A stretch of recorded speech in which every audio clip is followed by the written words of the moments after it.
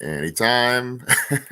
What's up, horror fans? Pete here from the Lassercast, where we cover all of the new streaming movies that are in theaters, horror movies, and horror TV shows that you love. And I am here with my co-host with the most, with his Jaws shirt, Dr. Zayas God. After we record this today, which today we are recording the Exorcist TV show, Season 1, episodes 6 through 10. Danny's going to hop over and record a review of Sharksploitation, which is on Shudder. So we're just always covering shit. And the reason why we're covering The Exorcist right now, Danny, you want to tell everybody why? Actually, perfect timing. So we got this idea from our former Lassercast compadre, Chris, who was like, the new David Gordon Green's releasing that Exorcist movie in October. The Exorcist series was really good. It's streaming. Why don't you guys cover that, before the movie comes out?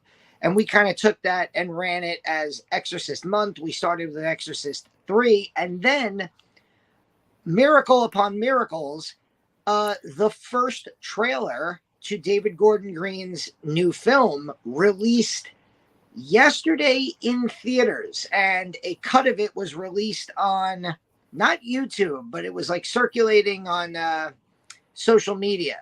Right. Funnily, is that a word? Funny enough, I went to the movies yesterday. I completed the Barbenheimer.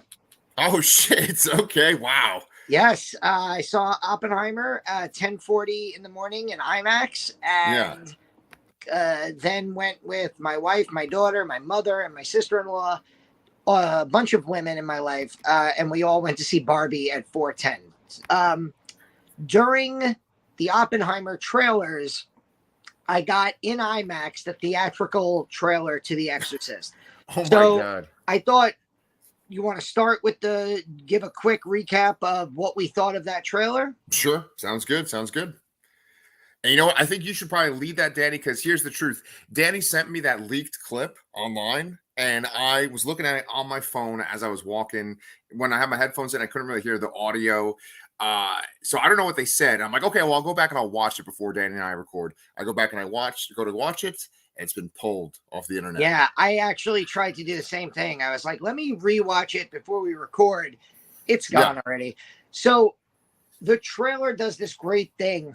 It starts, and you don't really know what you're watching. It gives you the vibe right off the bat that you're watching a horror movie trailer, but it doesn't give you a clue. At first, you see these two girls. They're walking to school together. You see some security camera footage. The two girls walk past the security camera. They disappear beyond it. We find out they never made it to school. They disappear. The parents are frantic. The kids turn up and they ask the girls what happened. They're like, we don't know. It feels like it's only been a couple hours. Turns out they were missing for 3 days. Okay. And while this is happening, you're hearing the briefest bits of music. And if you knew what you were watching, and if you're a horror movie fan, those cuts you're going to think to yourself, I know that sound. I know that music, but it cuts really quickly. Yeah. And it's not until the trailer reveals itself to be the Exorcist trailer that you get the full Tubular Bells music from the original film. It's a great thing that this trailer does. And the visuals in this trailer, I gotta be honest, creepy as hell.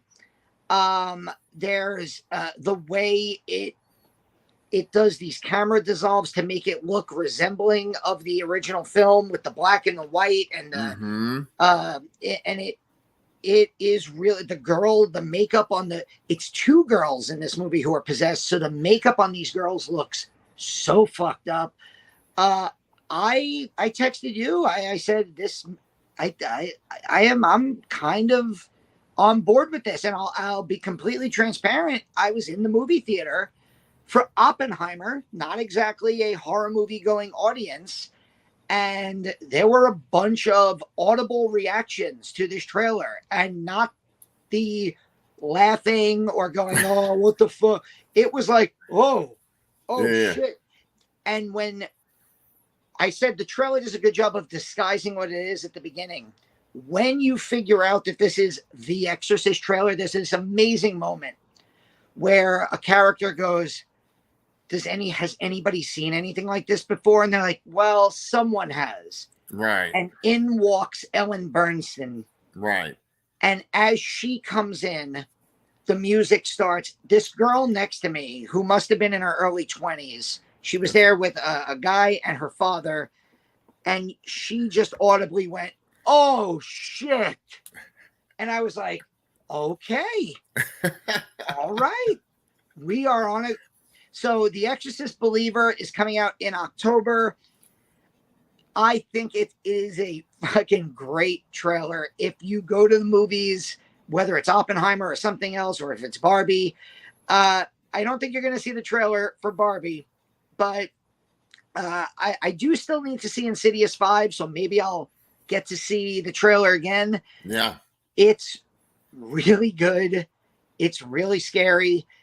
I wish we didn't know in advance that David Gordon Green was doing a trilogy. I wish, you could just stand on your own 2 feet as a movie. But then again, Halloween 2018 was really good. And he was like, oh, it made a lot of money. Let's make sequels. And those weren't as good. So maybe knowing it's a trilogy in advance, he has 3 stories fleshed out, and we're going to get something better. But yeah, if you see the Exorcist trailer, the Exorcist Believer trailer, it is really good. Ann Dowd is in it. Ann Dowd, you might remember from Hereditary. Yeah. Really great actress. Yeah. And I know one of the possessed girls is played by Lydia Jewett, who I think is like almost 16 years old.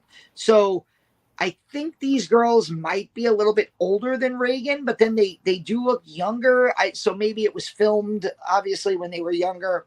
But yeah, I like the idea of it being 2 girls possessed instead of 1. I love the idea of Ellen Bernstein being back as Chris McNeil. Yeah, perfect timing on that trailer to be released while we are covering the show. Yes, yes. I think, to address what you were saying, Danny, I think that they mentioned that it's a trilogy because it's weird. There's sort of like this like cultural knowledge that people have, like through social media, where like everyone kind of comes to these same kind of conclusions. And a lot of people came to that conclusion about the Halloween trilogy that you did, where it's like they probably had an idea for this first movie, bringing Michael Myers back, but then they didn't know what to do after they made so much money, and they kind of wrote themselves into a corner. And I think that that's what happened with those Halloween reboots or whatever, that new trilogy. I think that like right off the bat, they're kind of addressing, oh, it's a trilogy. We have a plan. We know what we're doing. We're not just going to introduce this new main character by the 3rd film and get everyone upset again. So I think that they're sort of taking a risk by having David Gordon Green take on yet another beloved horror franchise. Like, there's like the top 10 horror franchises that everyone knows. This 20-year-old girl sitting in the movie theater recognized Reagan's mom of all people, right? I will say, to your point, it takes balls for David Gordon Green. Yeah. To the mixed reviews that he got for his Halloween trilogy. Right. It takes balls for him to go, okay, a lot of people didn't like that. I'll go and make new versions of an even more famous horror movie than Halloween.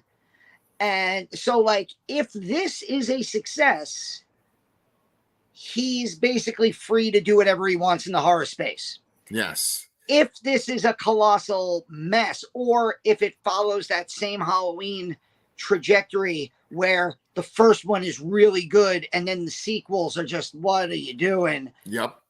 I think that his momentum as a horror director, or as somebody who's going to be handed properties to re-envision, I think that is going to be up. So I think this is kind of make or break for him. I was all about Halloween 2018. I absolutely loved it.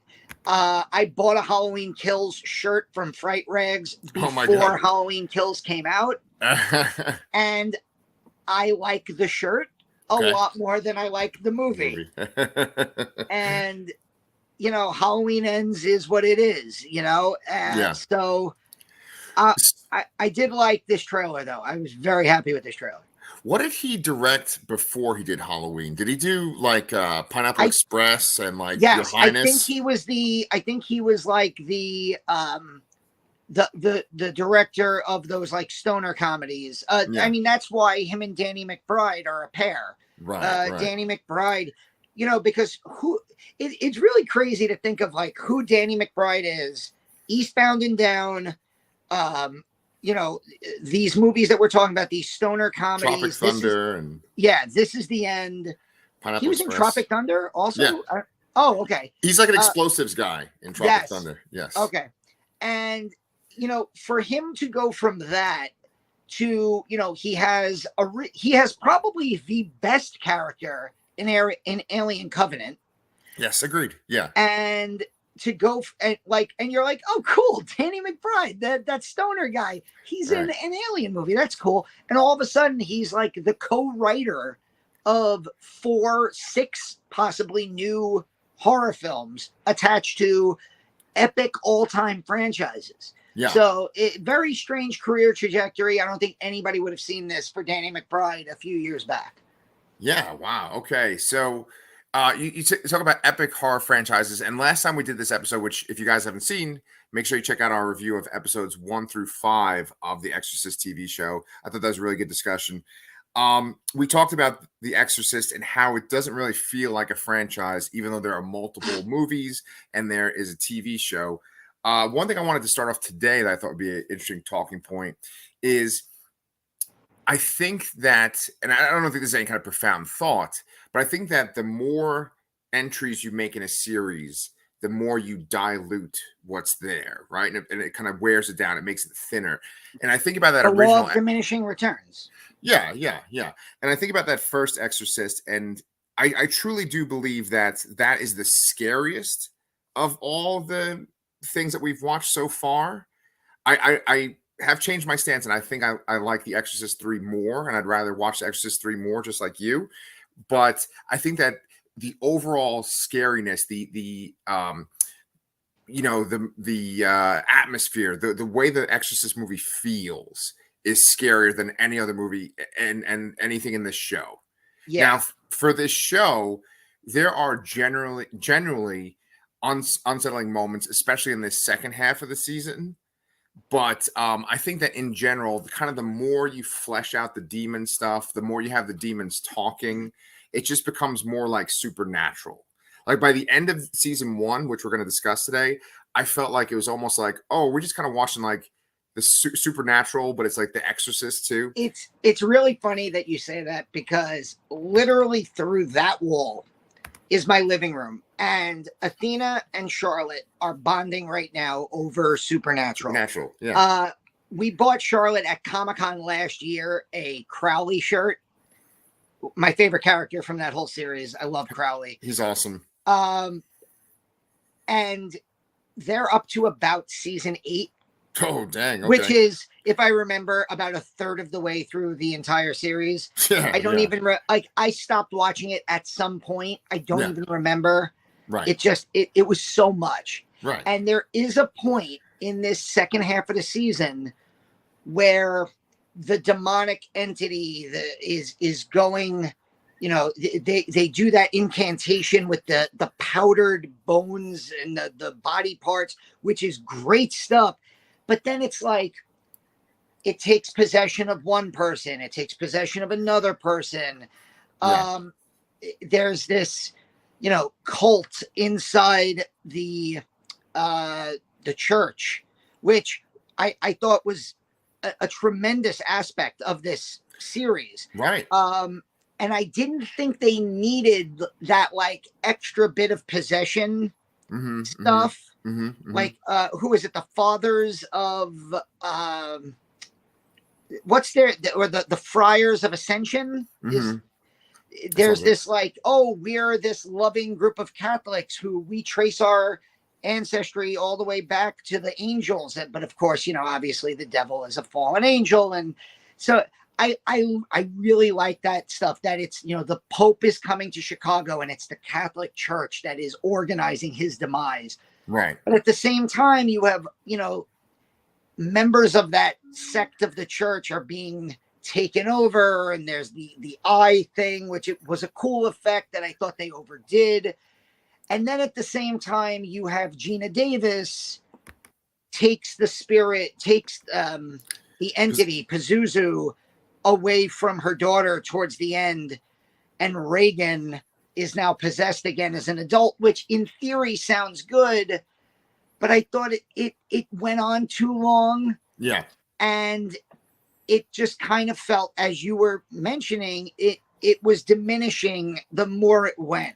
Yes. There's one moment, it's a very obvious moment, where we officially find out that Reagan is possessed again.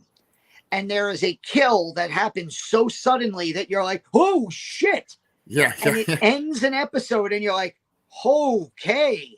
Yeah. And I thought that moment was a peak moment, and that it kind of decreased. It didn't just plummet from there, but it was kind of a slow decline from there. Agreed. So I would almost say I liked the first half of this season. I think I like moments in the second half of the season more, but I think as a, 5 episodes versus 5 episodes, I think I probably like the first half of the season more. So, okay. Really great points. And I agree with every single thing that you just said. I think I actually liked the second half because it felt more like I don't know what's going to happen next. Whereas the first half felt very much like, okay, this is like The Exorcist. This is like The Exorcist. These characters are like the people from The Exorcist. Oh, now there's this added level. I do feel like, just like what you said, where it's like kind of like Supernatural, where now there's multiple people getting possessed. That did make it not as intriguing or not as exciting. However, the second half of the season has a real Rosemary's Baby vibe. Like those people that are part of that group, and also we should probably say we're doing spoilers too. So like, if you haven't seen the first season of The Exorcist, stop watching right now. Come back when you're done. It is streaming on Hulu. Yeah.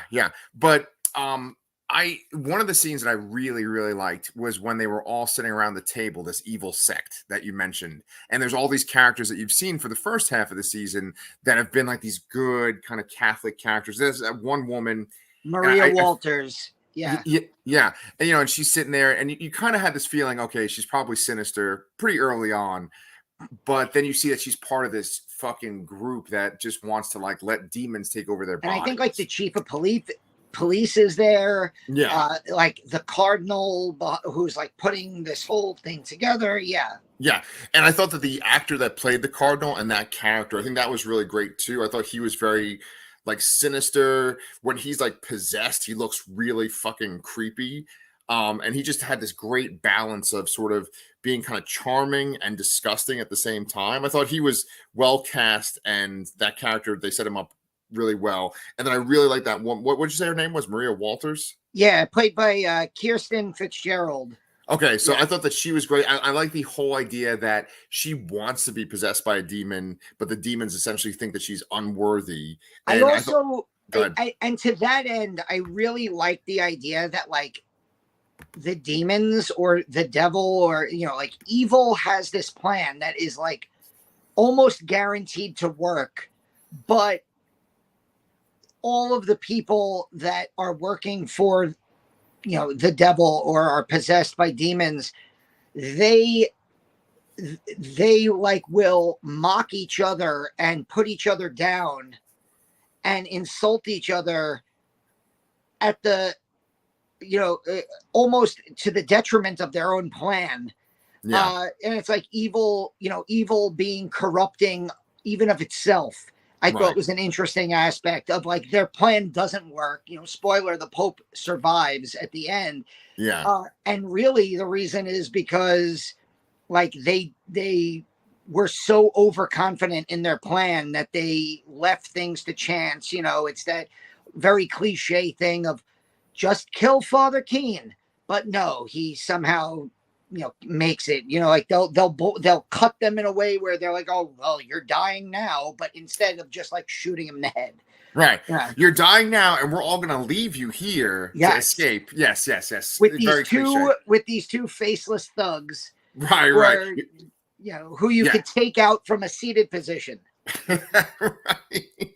You're not getting out of this one, Mr. Bond. Yeah. So, like, I want to bring up one more talking point about everything we're discussing, and I think we should go character by character for the second half, just like we always do with our reviews. But I think that the reason why I felt like Supernatural is because when you have characters monologuing, when you have demons monologuing, and they're talking about God, and they're talking about God's plan, and they always say the same fucking thing, whether it's Supernatural or some generic Exorcist movie or possession movie, they're always like, he created us first, then he made you monkeys. They always say that every fucking thing. That's almost a direct line from The Prophecy with Christopher Walken. Like, I think he actually uses the word, like, he's like, you guys are, you're monkeys.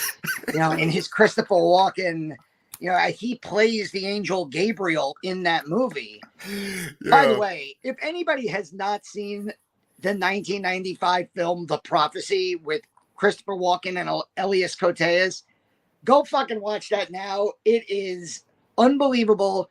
And I will stand on this forever until I see a better one. The greatest devil in movie history, and he's only in the movie for a few minutes, is a pre-Lord of the Rings Viggo Mortensen in The Prophecy.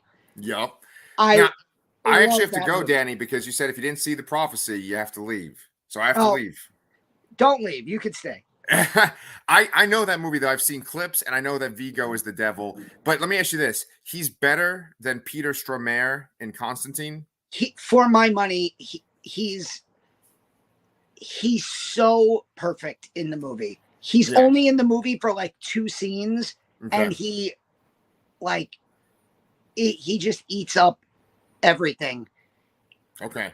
Well, I was going to say that, like, just going along with my point of, like, demons monologuing about, like, God and the Bible and stuff. My whole thing is I hate when they go into detail and they say, like, we were created first and then you guys took over. It's like too much. Less is more. The less we know about demons, the better. And do you know what that also reminded me of? I'm sorry, I keep cutting you off. Did you see Dogma, Kevin Smith's Dogma? Yeah, of course. That's like, doesn't Ben Affleck have like a monologue like that? Where like, you know, or Matt Damon, that's like the whole thing where it's like we were God's chosen people and then he cast us out. And that's like their whole plan is to like prove that God is fallible so that they could, And it's like this idea that, you know, it's always angels are jealous of humans, right? Because God loves us more. And I'm like, okay, that's good. I guess, like, to be fair, if they're going off of the Bible, which I'm not very fluent in, I guess, like, you can't just invent new. Well, can't just invent new Bible stories, right? No, I can't edit that. Not like there can just be a New Testament. and we're canceled. Well, yeah. Look, I totally agree with you on that one, and I think that that's ultimately the weakness of the second half of the season. But my question to you, Danny, the way that we could kind of transition to talking about each individual character is, do you feel like if this season was just a season by itself, like if it was like a mini series and they didn't make a second season, do you feel like each of the main characters' character arcs were satisfying? Are you like happy with what happened to each of the main characters? I think for the 2 priests, I am. I think for a lot of the family members, I am. Mm-hmm. I did think that if you're going to do the twist with Angela being Reagan, and if you're going to have Reagan get repossessed, I kind of thought that she should have died. Yeah. I thought, especially, oh my God, there's this epic like moment where Gina Davis's like character is being exorcised and her body's up in the air and it freaking bends back like Jason Voorhees, like, and I'm like, oh, and again, I watched the first season back in 2016. I didn't remember. I was like, oh shit, they do kill her. Okay, Yeah, because yeah, I yeah. know in season 2, the priests are there, but it's a totally different story. Okay. I think. I know John Cho is in it. Yeah. I think he's the lead in the second season. Okay. So, and I know that I'm pretty sure Gina Davis's character and family are not in it. So I was like, why not just kill her off at that point? And, you know, the show ends with her in a wheelchair. And I'm like, all right, you know.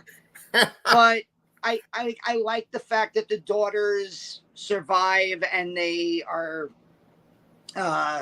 you know, kind of walking together. I like the idea of the Father Tomas coming full circle and really becoming an exorcist, and then not only becoming an exorcist, but going from like wanting to be the Pope to saying, no, I want to be an exorcist. Yeah. And, you know, Father Keen is kind of this like incredible loner who, you know, walks to the beat of his own drum. And now he kind of has like a protege and they're going to go off and exorcise all the demons together. I like that. So, yeah, I did think you said something last time we recorded. And I think I agree with you. I would have loved if there could have been a spinoff somewhere of Father Keen, Father Bennett, who ends up being a pretty awesome character. Okay. And the Rigos, the couple that are in like that, and they get killed off, unfortunately, very unceremoniously too. Yeah. Yeah. But I love those 4 characters having this like secret exorcism, you know, like we're gonna go hunt demons together. That could have been a supernatural style spin-off show.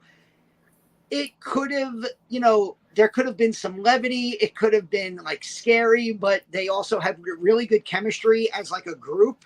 Yes. Like the few scenes that they have together.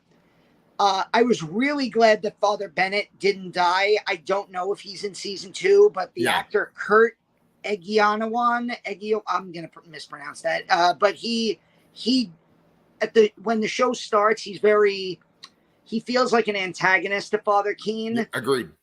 And as the show goes on, you realize, oh no, this guy kicks ass, and he's actually a pretty awesome character, and he ends up side by side fighting with him.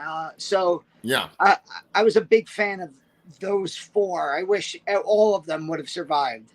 Yeah, I definitely want to talk about the deaths, because there is one episode in this second half of the season where there's like this purge of a whole bunch of characters that you really kind of grow fond of in the first half of the season. The demons execute Order 66. Pretty much, yeah. You got a lot of jokes this morning, by the way. I think your coffee's definitely working. But I was gonna say, I'm on like no sleep, and the dreams of Barbenheimer in my mind. Yes. Oh my God, Jesus, so much content. But what I was gonna say is, if we're talking like individually about characters, we talked about the priest first last time, and you already kind of talked about both of them just now. What I really liked was in the second half, they kind of split into 2 stories, right? They were together, they were trying to get Casey to get rid of the demon or whatever in the first half. In the second half, it becomes Marcus just sort of doing like a paranormal investigation and trying to figure out what's going on with the church and like what are the demon's plans. That's like his thing. And then Father Tomas is sort of paying for his sin of having an affair with a married woman, and he's kind of dealing with that in his conscience, and he's kind of losing his faith, and he's able to turn that all around by the end of the series. I think that was very compelling, and that kind of made them different from Marin and Karis. You know, they were very similar to them, but then this stuff made them different. And I think that the way that Keen is different from Marin is that he's not this sort of old, you know, professional kind of uptight exorcist. You know, I mean, God bless Max von Sydow. His performance is incredible in The Exorcist, and he has such class, right? But Keen as an exorcist is just like, you know, he's just cursing. He's like drawing in the Bible, and he's like saying like, "Oh yeah, I defiled this half of the Bible," right? And you know, he's like beating people up at some point, like he's like a fucking supernatural vigilante. Um, but he like his he at one point he says at the very end, he's like, I've been doing this for 40 years, because he basically as a kid became an exorcist. You know, he's a character of a TV show just by himself, and you got this really great quality actor playing him. Yeah. Go ahead. He's my favorite character on the show. Yeah. And I thought I like the idea that this show also like hints at things with both him and also with I think Kat also. There's like hints of sexuality, like homosexuality for both of these characters. And there's this like queer nature to the show that I really liked, because we see this with Father Tomas, where it's like this, he's in love with this woman, she's married, they have an affair, which is obviously bad in and of itself. Also, duh, he's a priest. But the idea that like the demons are going after Keen, and they're kind of teasing him about his sexuality, and then they hint at that with Kat later on, and the fact that the show like doesn't go too deep into that, doesn't like make it like a real plot point, but like hints at it. I like that aspect. Mm-hmm. I think it was way back when we were doing our Evil Dead Rise review with Mike Mangiorno, and we were talking about how like that movie features a trans character that nobody brings up. It's like it's never discussed even by the demons in the movie. Right. And I think that like these are just ways that, especially in the horror genre, that we like normalize things like that. Amen. Yeah, very well put. Very well put. I think that with Kat, it's not even like hinted at. It's like clear that she was in love with this other girl that died in the car accident. And no, you're right. There's a discussion by the demons. I think it's that cardinal that says that basically, like, you know, humans were given this paradise, this sandbox to have so much fun, and they're like just rutting apes, I think he calls them, right?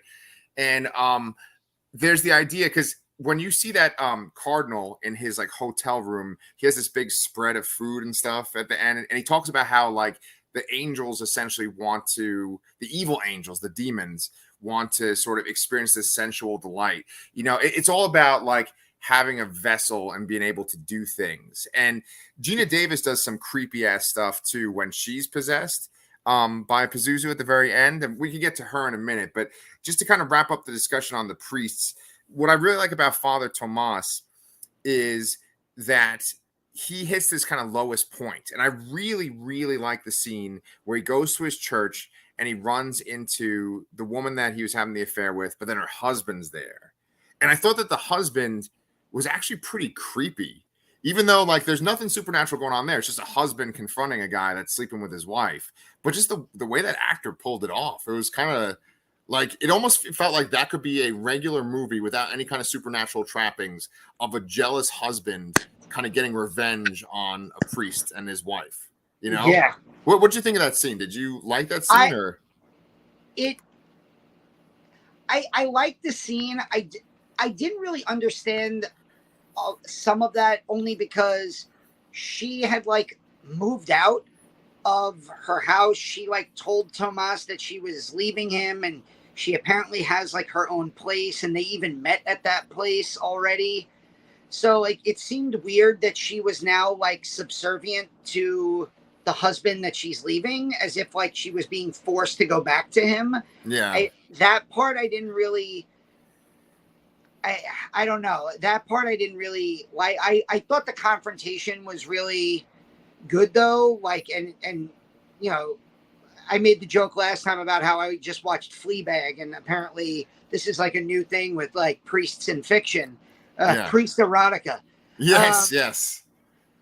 I just want to go back to Father Keen for 1 second. Please, when yes. he's being tortured. Yes. I love the monologue that he gives about why when because he does intimate that he was like sexually assaulted in the church, right? Yeah. And that he says that like it was in that moment that like he saw God, and that's like I can't even like the fucking character depth of a to write a character that is sexually assaulted by the church Yeah. in like the spotlight, like the movie Spotlight, you Yeah. know, the whole investigation, and to have that done to him, and as a kid, Yeah. and that is the moment where he realizes he wants to be a part of the church in a way, Yeah. but like it's such a motivate, like I just love that scene and the way he delivers those lines, and like you really get this idea that like no matter how strong the demons are, they're just not going to break him at all. And Yeah. That is probably my favorite moment of the second half of the season is when he talks about seeing the face of God. Because that's one thing they mention a few times throughout the season is the idea of seeing God. That's what makes you want to become a priest is when you see God. Um, his story and Father Tomas's story kind of run parallel in that sense because they're talking about essentially the idea of what a priest is, and it has all these trappings. You wear certain clothes, people look at you in a certain way, you have to do certain duties, and then there's like this calling to be the vessel of God. There's a couple of times throughout the season too where Father Keen talks about how it's not his power, it's not his hands, it's like God working through him. It's all about being humble. And Tomas's story very much like is about that point. Like he is sort of this rock star priest that's very charismatic and his parishioners like him, and he's in this church that, you know, it's in a pretty shitty neighborhood, and you know, he's just basically like keeping this neighborhood alive, and he's so positive and everyone loves him, and he has that fake story they told about his grandmother wanting him to become the first Mexican pope. And then you find out later in the season that he wasn't even there when his grandmother died, you know, and so he has this guilt about kind of being this like rock star priest or like trying to have this priest persona. And by the end of the season, he is like a true exorcist, a true believer, and he doesn't even admit that he saw God at the very end. So God is kind of absent. Like good angels and God are like absent through all the exorcist media. It's always the demons that are there, right? And it's like the humans that have to deal with it. But in this show, there's at least talking about seeing the face of God. And I really like how both of their story arcs end by the end of the season. yeah, I agree. I that's why I'm glad. I'm much happier that the Exorcist TV show decided to run with them as the main characters Yeah. to carry on into season 2, because I'm actually, I've never seen it. I'm really excited to start season 2. Chris raved about it. I've seen other people talk about how it's actually better than season 1. Damn. So like it makes me excited to see what these two guys are going to do. Yeah. Well, let's talk about what we're going to lose for season 2 then. Let's talk about the family, right? So you got Gina Davis, Alan Ruck, and then the two daughters. They go through quite a bit of hell in the second half of the season. Reagan's mom returns, Chris McNeil returns, and they have this whole little arc with her where they kind of make it seem like she almost exploited Reagan because of what she went through, and Reagan resented her for it. But then there's a pretty fucking crazy moment that happens. You mentioned it before, Danny. You want to say what happens? Well, so I don't remember which episode it's at. I think it may be episode 8, where it's either the end of episode 7 or episode 8, where the exorcism of Casey is finished. And while they're exorcising Casey, Pazuzu has a moment with Reagan, and Reagan basically says, come back into me, leave my daughter alone.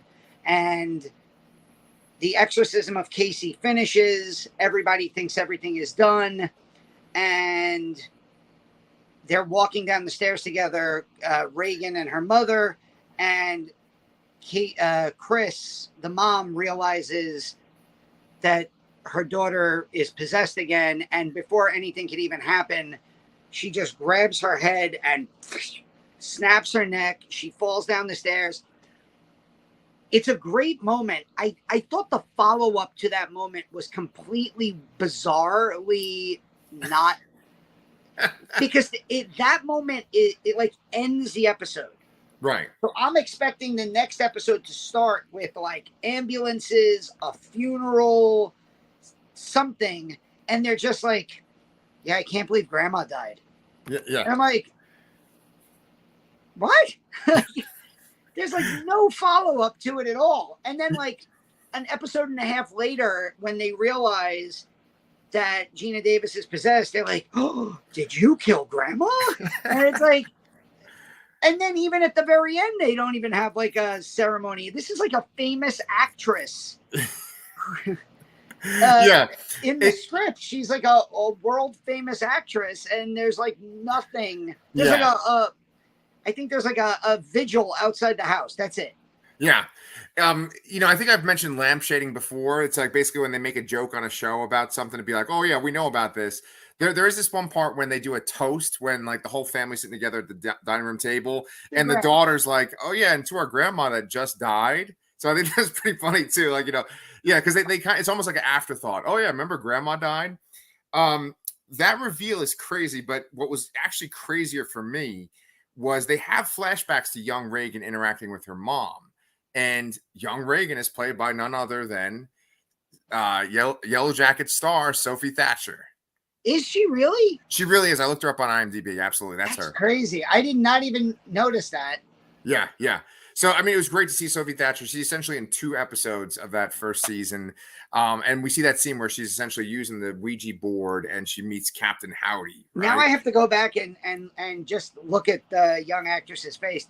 The actress who plays Kat is like Athena and Charlotte both walked in while I was watching it. And they're like, oh, that's Georgia from Ginny and Georgia. And I'm like, hell yeah. And apparently she's the mom on a Netflix series, Ginny and Georgia, where like the story is she had a kid when she was like a teenager because she looks so young. Now, granted, this show was back in 2016. But yeah, so apparently she's like a 30-year-old with like a teenage daughter on this show called Ginny and Georgia. And I'm like, oh, okay, because she looks like, just like a high school junior or senior in this show. So, well, I think we should bring up too, if we're talking about Reagan and her mom and stuff, is that Ellen Bernstein doesn't come back as the mom, right? No. And, they have Cagney comes back, right? And so I'm glad that Ellen Bernstein didn't come back because of the way that the mom dies. Like, I'd be very upset if they did that to Ellen Bernstein. Well, hopefully David Gordon Green's movie doesn't, if you're going to bring back Ellen Bernstein, it should be for like she could die in the movie, but it shouldn't just be like a jump scare moment that is completely forgotten about in the next scene. Right. Much more dignified death. Yeah, absolutely. So we're talking about the mom, and then we're talking about Reagan, and we'll talk about Reagan a little bit more in a minute. But then let's talk about the 2 daughters. So by like episode 8, Casey has gotten the demon. They've gotten the demon out of Casey. There is actually this really great sequence when she's still possessed that Father Keene is doing his investigating, and he comes to this like crazy tunnel. Kind of looks like the tunnel from what's that fucking Flanagan movie with the baby? Absentia. Yeah, it kind of looks like that tunnel in Absentia, but it's just chock full of homeless people, right? And she's in there. She does the famous backwards spider walk that's in like the special edition of, or backwards crab walk. I thought that was real. That was a nice touch. She almost goes to break her neck. In the show, they make it that if you turn your head around fully, you're dead. Whereas in the original Exorcist, Reagan is able to do that and she survives somehow. So I don't think we should like understate what a great job the actress that played Casey did. I think she did a fantastic job being possessed. I think she did a better job. No offense to Gina Davis, but I thought she did a better job than Gina Davis. Yeah, Hannah Kasulka, really, really good. The makeup that they gave her looked like really great and disturbing. Like there's one scene where they pull up like her hospital gown and she's got like maggots eating the flesh on her leg. Yeah. And also, and this goes back to what I was saying in our last review of the first half of the season, Robert Emmett Looney comes back as the salesman, or Pazuzu, finally. And by the time you see him, where him and Reagan are inside like their own mind or in their own like little world of possession, he's gone from like, you know, looking like a normal guy to looking like Harvey Dent Two-Face to now just being like a completely like walking burnt corpse. And again, the makeup that was done was really effective, and he's really good on the show. I thought at the end, though, his kind of like the way that he gets almost like defeated kind of reminded me of It Chapter 2, where the kids are like bullying Pennywise into like a blob. And I was like, it really, really cuts the balls off your like scary demon to do that. Yes. But I feel like I'm being critical, a lot more negative about the show than I really feel about it. I would say for a 10 episode season of a show based on an all-time classic horror franchise, I think I would give this probably like a high 7 to low 8 out of 10. Yeah. Like overall, I think that it hit the right parts of what an Exorcist show should. Yeah. I thought that it gives enough nods to the original without it being overbearing. Yeah.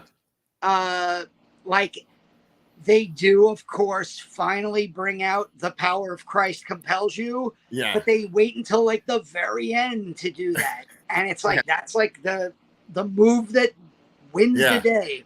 So like, if they would have been like The Power of Christ Compels You in episode 2, I would have been like, all right, you know. Right. Yeah. No, I agree. And you know what? I would give it at least an 8, because I actually really enjoyed it. You know, having 2 YouTube channels like this and Comic Books Transformed, I have to sometimes commit to watching like a whole season of a show. And sometimes when you're at like episode 4 of a show that you're committed to watching, you're like, oh my God, I got to watch this fucking shit. And I had to watch essentially 5 episodes of this show yesterday. And it wasn't a chore. I effectively watched this show in 2 separate binges. Yeah. And it works. It doesn't feel like, oh God, all right, I'm talking to Pete tomorrow. Let me get through this last. The one thing I will say is, and you know, obviously I know that I could pay more money and get ads free. Yeah. Hulu is fucking brutal. It is. You know what? I don't care if they're listening. Hulu is the worst streaming service because you have to pay for Hulu and the ads are fucking awful. It is essentially like you are watching the show on regular television. Yes. There is no, and I'm paying for this service. Yeah. You know, Tubi is free. Yep. And because it is completely free, I don't care about having to watch 5 commercials every 30 minutes of the movie I'm watching. Right. Don't care. When I'm watching a 45-minute episode of a show and it takes me 62 minutes and it feels like there's a commercial, a 90-second break every 5.5 minutes. Right. I paused it the other day. Athena came in the room. You know, she doesn't want to watch The Exorcist. I pause it. I'm like, oh, okay, I only have 9 minutes left in this episode. It felt like it took me a half hour to get. And I'm just like, so, you know, Hulu, if you're going to fucking charge us, you know, the commercials are just awful.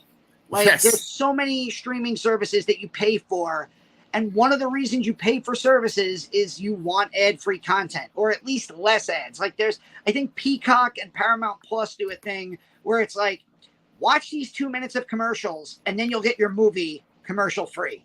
Yeah. Okay, sure. That sounds great. You know? Much better. Yeah. Yeah. Look, I feel your pain. Our Hulu, we kind of share with some other people, so they don't pay for they pay for the non-commercials, but Netflix, I have that. I pay for my Netflix and I have to watch a commercial break like every 10 minutes. I'm like, Jesus, this sucks. So let's see. I think we kind of covered everything. We didn't really talk about ultimately what happened, like with Casey and Kat and the dad. There's this crazy fucking scene where Gina Davis essentially has the family all sitting around in the living room, and she's like, "Well, I have to discipline one of you," and it's like one of those things where this happens a lot when you have like a demon that can fucking like bend an ambulance with their telekinetic ability. They just seem like they have the ultimate power. And so like, why would they bother sitting around talking to people and like making them do things, right? Like when they just like act, it just felt like a scene where they're like, okay, we're worried that one of the main characters is going to get killed. So we have to have this tension right before the conclusion. Right. But it still was a tense scene because I've grown to love this family so much. I thought this first season did a great job of making you care about each family member. I also don't know if I could hit myself with a ball peen hammer hard enough to apparently break my kneecap. Yeah, she's like walking, she's like limping in a cast at the end of the season. I'm like, holy shit, she like hit herself. Like she didn't like, she just went like boom. Like, God damn. I also kind of roll my eyes a little bit. Again, high 7, low 8 out of 10. Right. For me, but I do kind of roll my eyes when there's like you said, there's this all-powerful supernatural presence and none of the main characters die. Right. And so who are the main characters of this show? You have a family of 4 and you have the 2 priests. Right. None of them die. Right. You could have killed off Reagan, Gina Davis at the end. You freaking show her back breaking. Yeah. You could have killed off the dad, Alan Ruck, who I thought was really good, but you know, he could have sacrificed himself for one of his daughters. You know, the show kills a lot of people, but it kills all the like peripheral characters. Yeah. You know, the other thing like a horror series does, and you know, again, Supernatural, is they kill characters all the time, knowing full well that they're just going to bring them back from the dead. Right. You know, like, Sam and Dean. Oh, they died 12 times each. They've both been to hell. They've both been possessed, but it's okay because we're always just going to bring them back. Right. It like, I like, to me, like, you know, and it has to do with comic book movies also. It's like death should mean something. And if every single major death is instantly overturned by some plot point, you know, think about every superhero character. Superman died. He came back. Obviously Infinity War kills everybody. They all come back. And obviously those are built into those universes. We get it. But when you grind a show in reality, like this one is, even though there is supernatural elements, I could have done for a couple, major character deaths. Agreed. But I think it's a testament to how good the show is, because when the side characters died, like when that couple was killed, I was like, oh man, that sucks that they're dead in their little camper. Yeah. And then when they kill off all the nice nuns, right? They kill that main nun right next to her. Mother Bernadette, I think her name was. Yeah. Like when they kill, I felt really bad when she died, and I was like, oh God, they got to kill them off. But I think that's a good sign. It shows what a quality show this was, that I care about these ancillary characters getting killed off in gruesome ways too. So we're almost at the hour mark here, Danny. Do you have anything else you want to say about the first season of The Exorcist before we wrap it up? I think we have said everything. It was very good. If you haven't seen it, slog through it on Hulu. And I'm actually looking forward to season 2 because I've heard very positive things about it. Yes. And I happen to really like John Cho as a serious actor. I don't know if you saw Searching. I have not. That's the movie that's done like all through screens. His daughter effectively like disappears and he's looking for her, but the movie's all on devices. Fantastic. If you saw the movie Missing, or if you heard of that movie Missing that came out earlier this year, it's effectively the same director, same universe. Oh, okay. Yeah. He's great in that. It's kind of hard to believe this is the guy who was the MILF guy from American Pie, and he's now like an actual good serious actor. So I'm looking forward to season 2. The MILF guy? Isn't he Harold and Kumar? Is he Harold? Oh yeah, of course he is. He's Harold. Yeah, no, but he is originally in American Pie at Stifler's party. He's the one looking at the picture on the wall, and he's like, "She's a mom I'd like to fuck. She's a MILF." Yeah, that's like his like big like debut in that movie. And then yes, he is Harold and Kumar, but like he actually could be a serious good actor and not just like a comedy guy. Oh, okay. Wow. Okay. Got quite a bit of range here. We're talking about, Viggo Mortensen in The Prophecy, and then the MILF line from American Pie. We got it all in the Laster Cast. We also have some really great quality content, though. Danny puts up reviews multiple times a week. Like I said before, he's going to record a review of this Sharksploitation documentary that's on Shudder. We are going to continue with season 2 of The Exorcist starting next week. So we'll do the first 5 episodes once again. I'd really love to hear what you guys at home thought of this series. Do you give it a 7.5 or an 8 out of 10, or do you give it more or less? Let us know in the comments below. I think you were going to say something else you were plugging, right, Danny? Well, I was just going to say, I don't know if you've seen it, but there is a great documentary that is effectively just a sit-down interview with William Friedkin about The Exorcist. Okay. The original. It was on Shudder. I'm not sure if it is anymore. It's called Leap of Faith. I'm going to look for that and maybe give it a rewatch. And maybe if you're interested, we could throw that into the end of our Exorcist month. If not, I could always rewatch it and throw up a short review of it. I like that. Yeah. Good plan. One of my favorite things I ever watched was like the behind the scenes of The Exorcist that they had like on the DVD. And so if it's just more of that, I'm down. Yeah. Cool. All right, guys. Well, thank you so much for taking this journey with us. We will be back.